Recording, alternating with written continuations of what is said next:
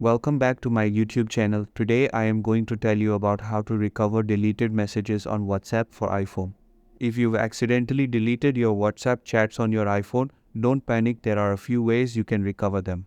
The first and simplest method is to ask the person you are chatting with if they still have the messages on their end.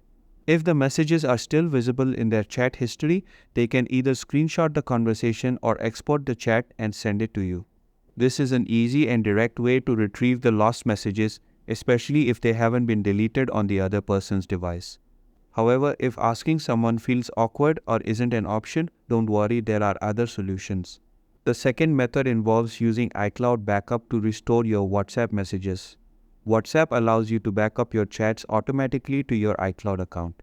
To check if this feature is enabled, go to Settings, then Chat and tap on Chat Backup.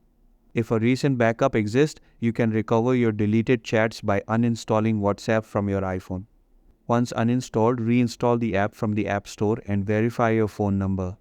After that, tap on Restore Chat History when prompted.